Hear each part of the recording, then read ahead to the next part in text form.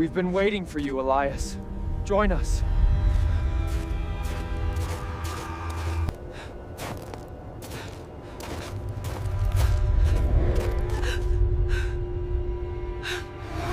The first scream came from the lake. It cut through the winter air like something tearing. Sharp, wet, unfinished. I stopped mid-step, boots crunching into the snow, breath fogging so thick it blurred the trees ahead. The sound didn't echo the way a scream should. It died too quickly, swallowed by the frozen dark, as if the night itself had learned how to close its mouth. I waited. No wind. No birds. Just the lake ice groaning beneath its own weight. I told myself it was foxes. People always did. Foxes screamed like dying women, they said. But this scream had shape. It had panic in it. And at the very end, just before it vanished, there was something else. A voice, layered beneath the scream. Not louder. Closer. Don't look.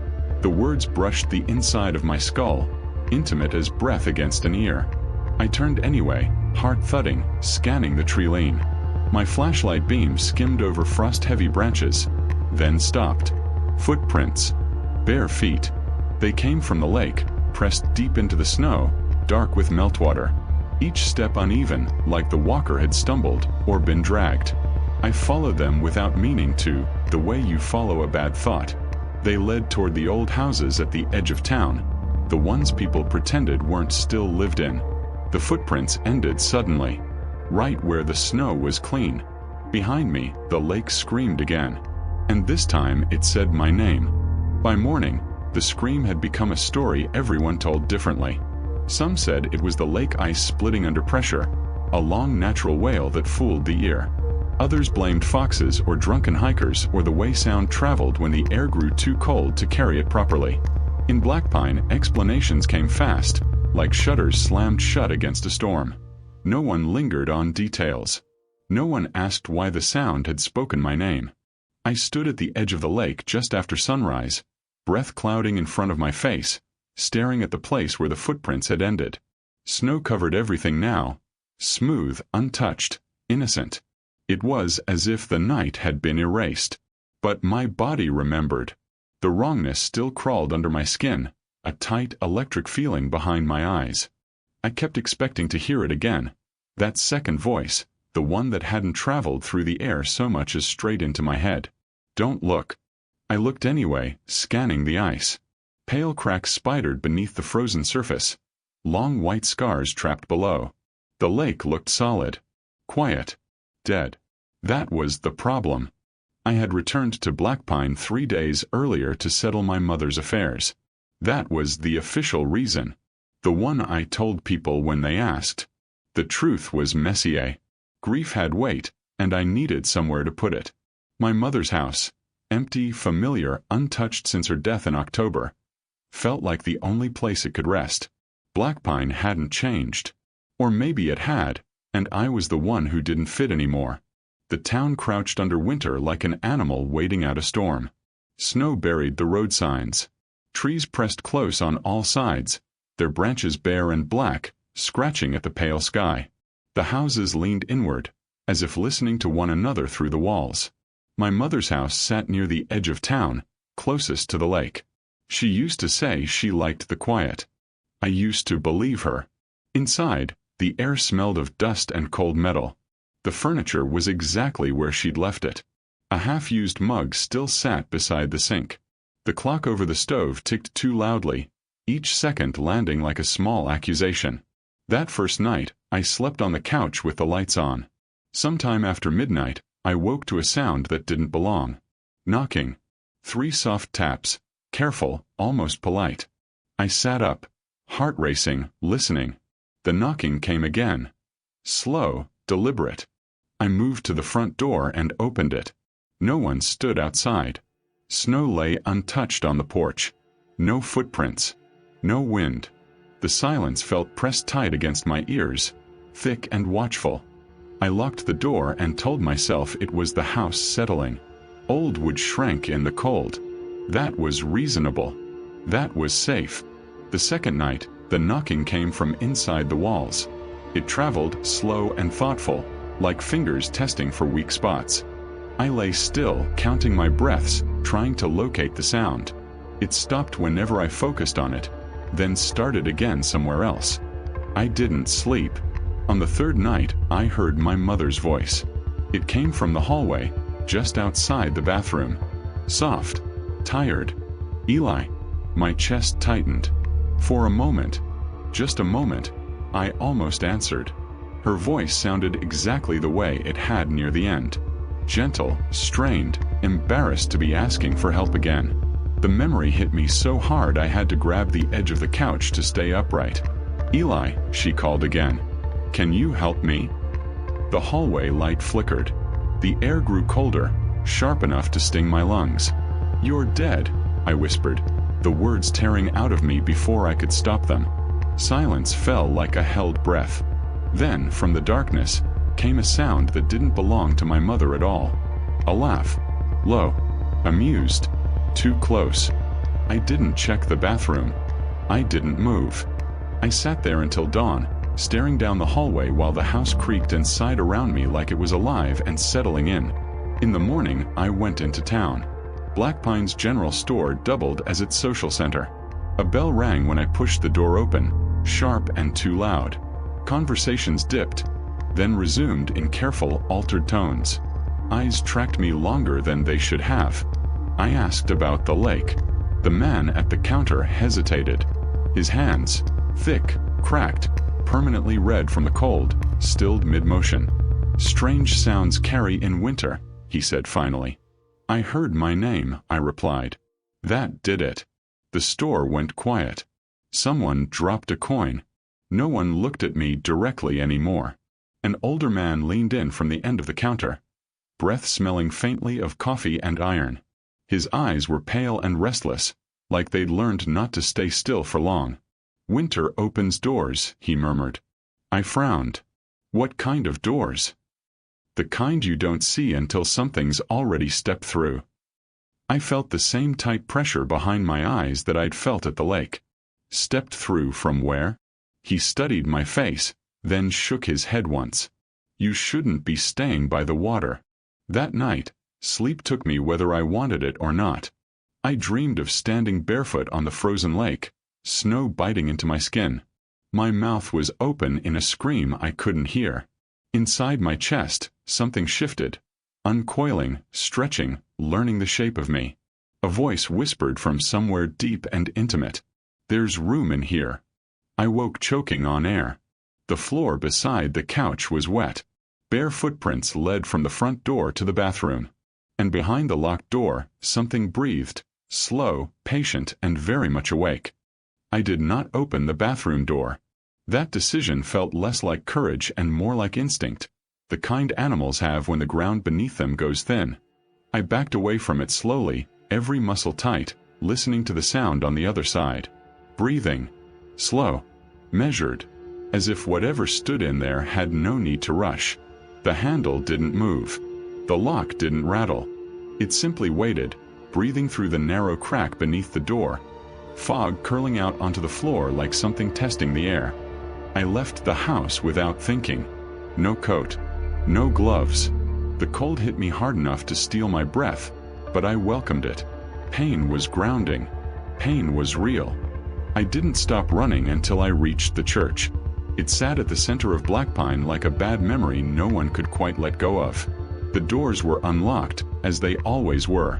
Inside, the air smelled of wax, old wood, and something faintly sour beneath it all. Fear that had soaked too deep to scrub out. Someone was already there. A woman sat in the front pew, hunched forward, rocking slightly. Her gray hair hung loose around her shoulders. "Marta," I said. She looked up slowly. Her eyes were bloodshot, rimmed with purple shadows like bruises that never healed. "You heard it," she said. I swallowed. Heard what? Her mouth twitched into something like a smile. The calling. She made room beside her. I didn't sit. "They always hear it first," she went on, voice low, careful. "The ones who are already cracked." "What are you talking about?" Marta pressed her fingers to her temples. "Winter doesn't just freeze things.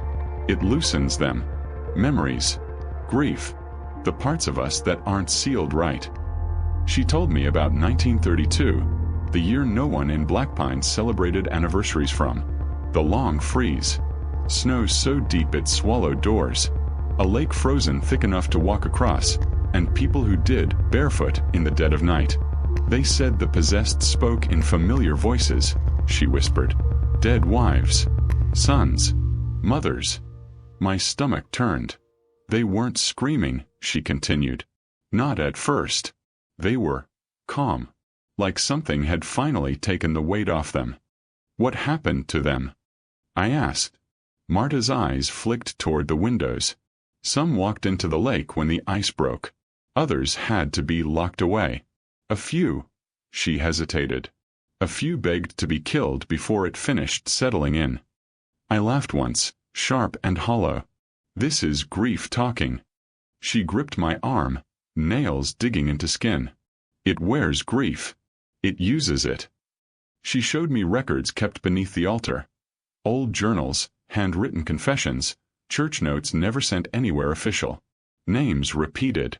Symptoms repeated. Voices at night. Cold inside the chest. Feeling watched from behind the eyes. Every case followed loss. A child. A spouse.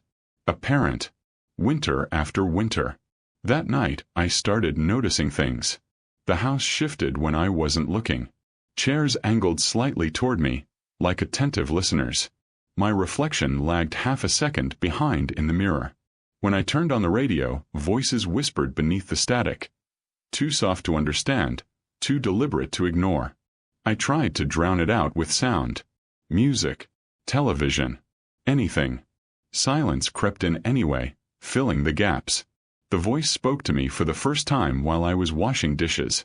You're tired, it said. I dropped the plate. It shattered. I stared at my hands.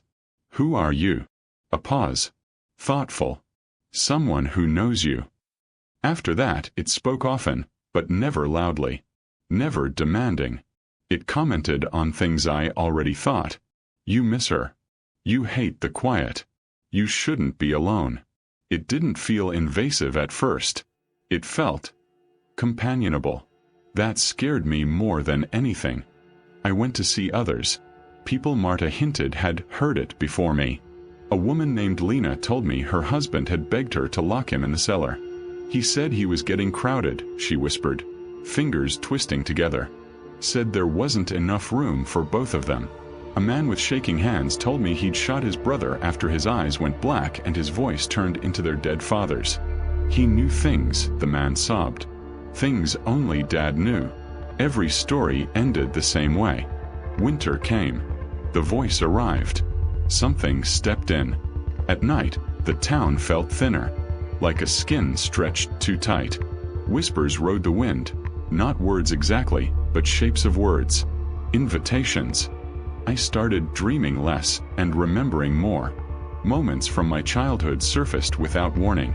Conversations I'd forgotten. Things my mother had said that I now realized carried a strange weight. Winters when the dead get restless, she'd once joked. Had it been a joke?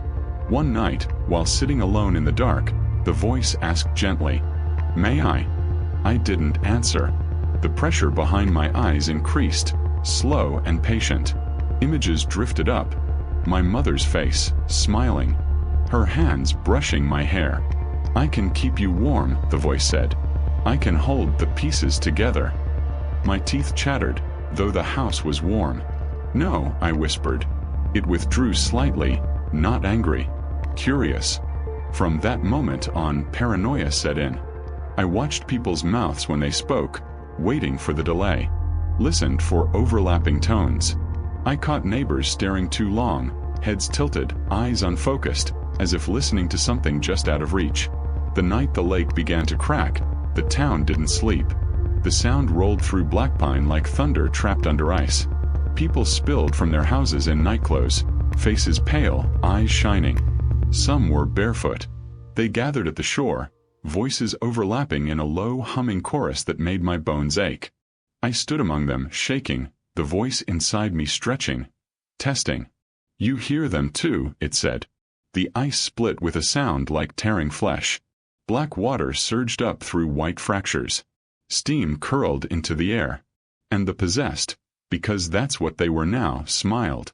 "Come home," my mother's voice said inside my head. I felt myself slipping.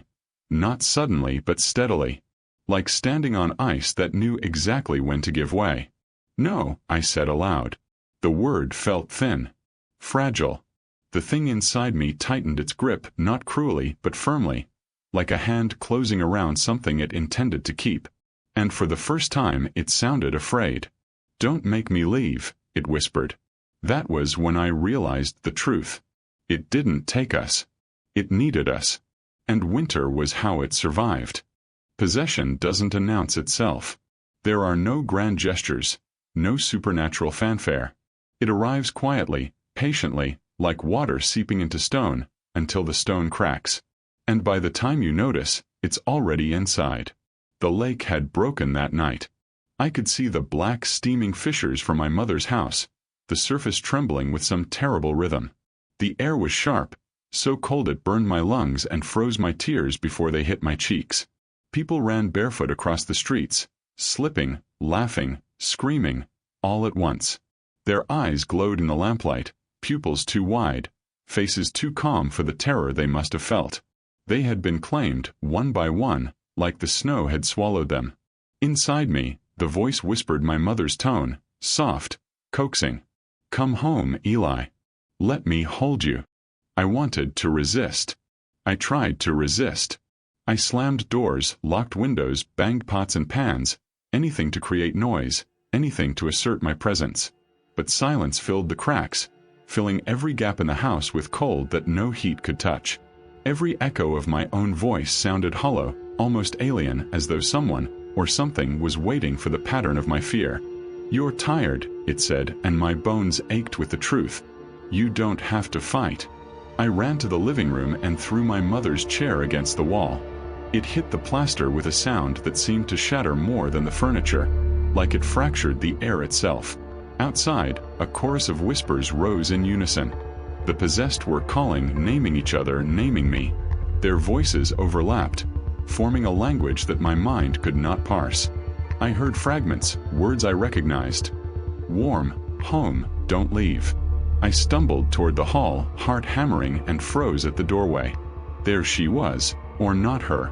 My mother's face, pale and perfect, hovering just inside the bathroom door. She reached out her hand. "Eli." It wasn't her. Her eyes flickered, blackness curling at the edges like smoke. Her voice doubled, tripled, echoing in the narrow room. "I'm inside you. Let me. It's okay." I screamed and pushed past, but the hallway stretched impossibly, like the house had folded in on itself. Doors I didn't remember seeing loomed on either side, leading to rooms that shouldn't exist. Every reflection in the mirrors along the walls was slightly delayed, slightly wrong. My movements preceded by a shadow that moved faster, lighter, cleaner than me. "Stop it," I shouted. It chuckled inside me, my own voice mocking, overlapping with hers. "We are one. We are warm. We are winter." I collapsed to my knees. The ceiling above me rippled, or maybe it was my vision. Time stuttered. Seconds stretched, snapped, reversed. My mother's laugh, soft, cruel, familiar, echoed from every wall. I remembered Marta's warnings. It doesn't force its way in. It waits. It wears the grief, learns the cracks, and then walks in like it owns you. I was letting it in. I had been letting it in since the lake. Since the first footprints on my floor. Every moment of weakness, every memory of my mother, every night I spent listening to it whisper inside my head. It had been waiting, measuring, learning. Outside, the possessed turned toward me, their bodies a single mass, sliding over the snow in unnatural silence, faces peaceful, almost serene. I realized then that no matter what I did, I could not outrun it. It was patient. Winter was patient. I screamed again, pounding the floor with my fists, trying to drive myself awake, trying to tell my mind that none of this was real. "You're alone," it said. "You are cold. You belong with us." I scrambled to the kitchen, grabbed a knife, the only thing solid and sharp enough to remind me I still had control. But the air thickened around me, pressing against my chest. The knife felt like it was coated in fog. Every swing was resisted by something unseen. I tripped, falling forward into the living room. That's when I saw the reflection in the mirror across the hall. My mother's face, perfect, smiling, mouth opening to speak words I could not yet understand. And then another face, mine, superimposed, twisting, laughing, crying, all at once. The house was alive now. Walls pulsated, floors flexed. Time folded into itself. Every clock ticked backward and forward at once. "I can keep you warm," the voice said. It was everywhere, inside every room, in my bones, my blood, my skull. "It's okay. You're safe with me." I dropped the knife. I curled up, covering my ears, trying to block it, trying to make it stop. But the voice had no mercy. It whispered my fears, my regrets, my memories. It spoke the names of everyone I had loved, everyone I had lost, everyone I had failed. "You are broken," it said. "You are mine." I screamed, a raw, animal sound that carried through the house, bouncing off walls, shattering mirrors. And for a moment, just a flicker, it hesitated. I realized then that it was afraid. Not of me, but of the choice. That small, stubborn human choice that refused to surrender entirely. "No," I whispered again. Time fractured. Doors burst open across the house, banging against the walls, as if the house itself were shouting. Outside, snow sprayed into the air as people ran, barefoot, chanting the words I could almost understand. "We are one. We are warm. We are winter." Inside, I felt the thing coiling, tightening. It tried to push, to merge, to take the last shred of resistance. My mother's voice, my own voice, and the voice of the entity overlapped in an unbearable harmony. And then I found a memory. Just one, buried, fragile. Her hands brushing my hair when I was 6, the small warmth of home, the scent of winter fires. I clung to it, desperate, trembling. "You're not ready yet," I said aloud, hoarse. It recoiled just slightly, as though startled. I stood, legs shaking, and pushed through the hallway, past impossible doors, past mirrors that reflected nightmares instead of reality. The house went still. The air stopped vibrating. The voice withdrew, not gone. Patient, waiting, calculating. It lingered, a cold presence behind my eyes, a shadow in my mind, a promise that winter was not finished. Outside, the possessed wandered back toward the shadows, barefoot, serene, waiting. And I realized something terrible. Even though I had survived, I had changed. Winter had left its mark. The voice had tested me, and though I had resisted, it would return. The cracks were still there, deep and waiting. I was not free. I was only still. And winter was patient. Spring came to Blackpine like an apology that arrived too late. The snow didn't melt all at once. It retreated slowly, in patches, as if the ground itself were hesitant to be exposed again. The lake stayed frozen longer than it should have. Even when the ice finally broke apart, people avoided looking at the water. No one stood on the shore anymore. No one listened when it groaned at night. Officially, 12 people died that winter. Exposure. Heart failure. Accidents brought on by panic and cold. Those were the words printed on the paperwork. Clean. Final. They did not mention bare footprints leading into nothing. They did not mention voices speaking through mouths that should have known better. They did not mention how some of the bodies were found smiling. Blackpine learned how to be quiet again. The possessed, those who survived, were not the same. They moved slower, like every action required conscious permission. Their eyes held a hollowness that made conversation difficult. When you spoke to them, it felt like talking into a deep room where sound took too long to return. Marta was among them. I found her sitting in the church one afternoon, staring at the altar without blinking. The journals were gone. Burned, I learned later. She said it was safer that way. "Do you still hear it?" I asked. She considered the question carefully. "Not like before." "Like what now?" "Like a scar," she said. "It doesn't speak. But it aches when the cold comes back." I stayed in Blackpine longer than I meant to. At first, it was practical. The house had to be sold. Things sorted. Documents signed. But even after those excuses ran out, I remained. Leaving felt wrong, like turning my back on something unfinished. Or unguarded. My mother's house changed with the season. The air warmed. The walls stopped creaking so much at night. The shadows behaved themselves. Still, I kept the bathroom door closed. The lock stayed fastened. I didn't trust the silence behind it. Some nights, I slept through until morning. Others, I lay awake listening to my own breathing, counting it, making sure it stayed mine. The voice did not return the way it had before. There were no whispers, no commands, no warmth curling through my chest. Instead, there was a presence, a pressure behind my eyes, a sense of being observed from a place just behind thought. It felt patient, familiar, like someone waiting for the right moment to speak. Winter, I realized, had not created it. Winter had only made room. The town never talked about what happened. People nodded politely, avoided certain topics, crossed the street when conversation drifted too close to the lake. Children were warned not to wander at night. Not in winter. Not ever. The church bell stopped ringing. No one could explain why.